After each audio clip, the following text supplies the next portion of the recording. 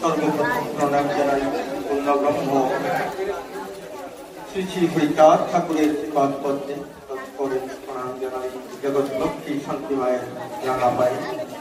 তৎসঙ্গে প্রণাম জানাই মুক্তিবারিধি পতিত পাবন শ্রী শ্রী হরিচাঁদ ঠাকুরের শ্রীপাদ পদ্মে এবং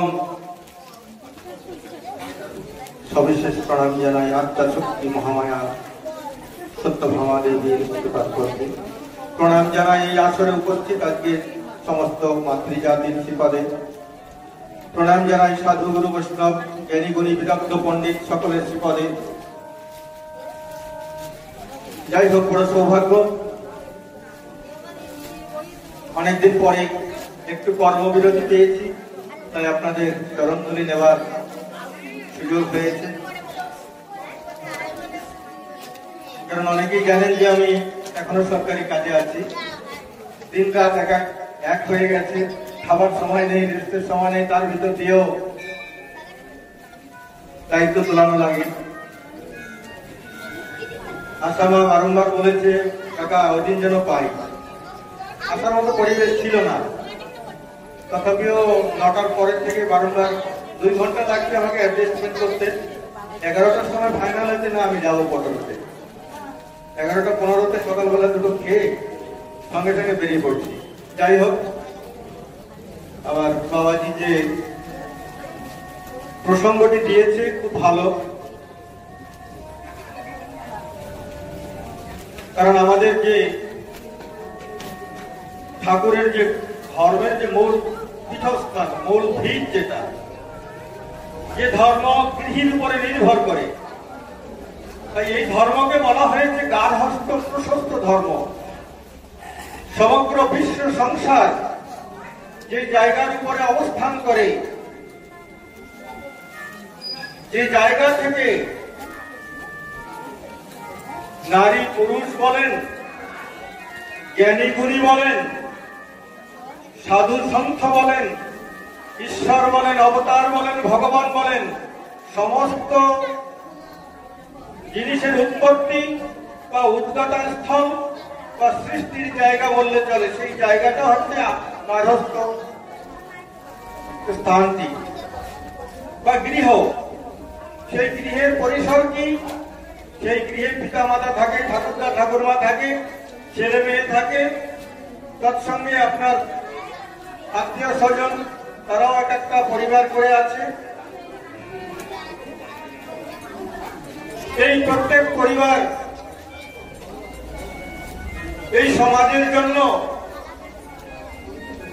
একটি করে বা একাধিক নতুন মানুষ এই সমাজের জন্য তুলে দেয়। সেই নতুন মানুষের জন্ম হয় ওই গৃহে, কোনো না কোনো মায়ের কোলে। সেই ছোট শিশুটি যখন জন্ম হয়, পরিবারবর্গ আনন্দে আত্মহারা হয়ে যায়। কেউ বলে আমার ছেলে হয়েছে, কেউ বলে মেয়ে হয়েছে, কেউ বলে আমার দাদু ভাই হয়েছে, দিদি ভাই হয়েছে। আমরা ভৌতিক চেতনায় মশগুল হয়ে যাই। আমরা ভাবি না এই যে ছোট মানব শিশুটি, 2 কিলো 2.5 কিলো 3 কিলো ওজন তার শরীরের সমুদায় থাকে, সেই শিশুটি আগামী দিনে এই পরিবারের উত্তরাধিকারী হবে, এই বংশের দায়ভার নেবে, এই সমাজের দায়িত্ব নেবে, এই রাষ্ট্রের কল্যাণের চিন্তা করবে এবং সে তার নিজেকে খুঁজে নিজের জীবনকে কৃতার্থ করবে। বহু প্রকারের দায়িত্ব থাকে প্রতিটি মানুষের উপরে।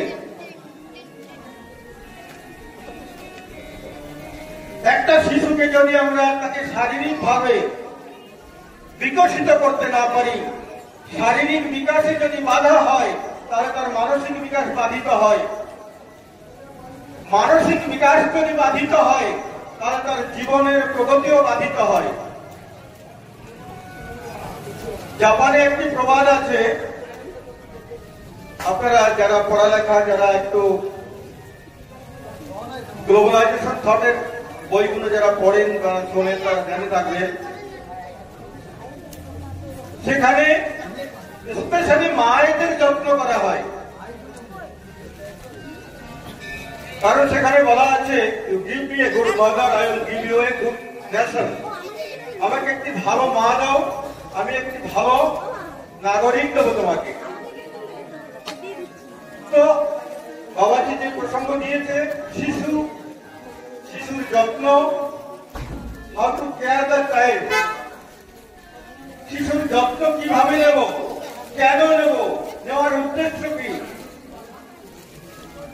আমার ঘরে যদি কোনো সন্তান জন্ম হয়েছে, তার শারীরিক, মানসিক, বৌদ্ধিক, আত্মিক, তাকে সর্বাঙ্গীন ডেভেলপমেন্ট করার দায়িত্ব আমার রয়েছে। শুধু আমার ছেলে, আমার মেয়ে, আমার নাতি বলে শুধু মুখে চুমু দিলে হবে না। সে যেন শারীরিকভাবে রোগগ্রস্ত না থাকে, সে যেন অশিক্ষায় না ভোগে, তার বৌদ্ধিক বিকাশ পূর্ণাঙ্গ হওয়া দরকার আছে। কারণ তার উপরে আপনার পরিবারের, আপনার বংশের গুরুদায়িত্ব নির্ভর করছে। তো একটা শিশুকে তাকে অলরাউন্ড ডেভেলপমেন্ট করানো দরকার আছে। কারণ সে এই সমাজে নিজেকে প্রতিযোজন করবে। সেও 60-70 বছর, 80 বছর এই সমাজে নিজেকে প্রতিযোজন করে সমাজে জীবনযাপন করবে। তার কাছে শিক্ষা দরকার, সুস্বাস্থ্য দরকার, তার কাছে সমাজীকরণ ভাবনা দরকার। কারণ সে সমাজে হাজারো লাখো মানুষের সঙ্গে কেমন করে চলবে, কেমন ভাবে তার ব্যবহারিক জ্ঞান পরিপুষ্ট হবে, এই সমস্ত কিছু ঠিক করে দেওয়া দরকার আছে। আমি এখানে একটা কোটেশন নেব গুরুচাঁদ ঠাকুরের। ওই কোটেশনের ভিতরে দেখেন একটা মানুষকে কি হতে বলেছে। গুরুচাঁদ ঠাকুর বললেন, ধন চাই, বিদ্যা চাই, বসন ভূষণ চাই, হতে হবে জজ ম্যাজিস্ট্রেট। একজন গৃহী মানুষের পূর্ণাঙ্গ বিকাশের ছবি এই কথার ভিতরে রয়ে গেছে। অবশ্যই ধন দরকার, কারণ আমাকে তো খাদ্য, বস্ত্র, বাসস্থান দরকার আছে। আমার এই ভৌতিক শরীরটাকে শীত, বর্ষা, খরা, উষ্ণ, অন্যান্য সামাজিক কাজ, বন্ধু বান্ধব, এই সমস্ত সেবা যোগাতে গেলে আমাকে আমার যে ভৌতিক অভাব আছে, আর্থিক অভাব আছে, অভাব দূর করতে হবে। কারণ হরিনামে যে ভাব তৈরি হয়, সে ভাব ধারণ করবেন কোথায়? পেটের ক্ষুধায় ঈশ্বর উপাসনা হয় না, ক্ষুধা পেটে ধর্ম হয় না। তাই গুরুদেব ঠাকুর বললেন, প্রথমে এই ক্ষুধা নিবারণ করতে হবে, অভাব দূর করতে হবে। কারণ আমার পিতা যে ভাবের বাজার দিয়ে গেছে, সে ভাব যদি আপনাকে গ্রহণ করতে হয়, তাহলে আপনাকে অভাব দূর করতে হবে। প্রাথমিক অভাব হচ্ছে আমার কাছে যে খাদ্যের অভাব আছে, বাসগৃহের অভাব আছে, শিক্ষার অভাব আছে, আমার কাছে ভদ্রতার অভাব আছে, আমার কাছে ক্ষমতার অভাব আছে। এই সমস্ত অভাব দূর করতে হবে। তারপরেই না আত্মচিন্তন করব। আগে বাইরেরটাকে যদি প্রোটেকশন দিতে না পারি, আমি ভিতরেরটা কেমন করে দেব? তো আমাদেরকে অলরাউন্ড ডেভেলপমেন্ট হতে হবে, সর্বাঙ্গীন বিকাশ হওয়ার দরকার আছে। হরিচাঁদ দর্শন সেই কথা বলেছে। তো আমাদের খেয়াল রাখতে হবে, আপনার আমার ঘরে যে ছোট শিশু আছে আজকে, তার শরীরের দিকে প্রথম ধ্যান রাখতে হবে। আজকাল দেখেন এই পলিউটেড ফুড পলিউশনের যুগ বললে অত্যুক্তি হয় না। প্রত্যেকটি বাচ্চা, বোধহয় 99.9% বাচ্চা সকাল থেকে সন্ধ্যার ভিতরে 2-5-10 প্যাকেট করে কুরকুরে খায়। এত বিষাক্ত, আপনারা এর বিষক্রিয়া মূল্যায়ন করতে পারবেন না। আপনার বাচ্চা আজকে সুস্থ আছে, 2 বছর 3 বছরের বাচ্চাগুলো, 5 বছরের বাচ্চা, 10 বছরের বাচ্চা এনিমিয়ায় ভুগছে। অর্থাৎ তার শরীরের যে ইন্টারনাল যে অর্গান, অভ্যন্তরীণ যে গ্রন্থিগুলো অকামী হয়ে গেছে, লিভার ভালো কাজ করছে না, কনস্টিপেশনে ভুগছে, যে কোনো সময় গ্যাস ফর্মেশন হচ্ছে। আমার চোখের সামনে, কারণ আমার কাছে তো 80-90টা বাচ্চা প্রতিদিন থাকে, 90% বাচ্চা তার ভিতরে ভাত খায় না, বলে স্যার ক্ষুধা লাগে, গ্যাস হয়ে যায়। 5 বছরের বাচ্চার গ্যাসের কমপ্লেন। কেন গ্যাস হয়? বাচ্চার পেটে গ্যাস কেন হবে? প্রকৃতি তাকে যে শরীরটা দিয়েছে, সে শরীরটা 100 বছর বাঁচার পোটেন্সি দিয়েছে। পেটের ভিতরে আমাদের যে intestine, large intestine, small intestine, যে গ্রহণী নাড়ি যেটা আছে, তার ভিতরে যে গট ব্যাকটেরিয়া আছে, যে ব্যাকটেরিয়াগুলো নষ্ট হয়ে যাচ্ছে এই বাজে খাবার খাওয়ার কারণে।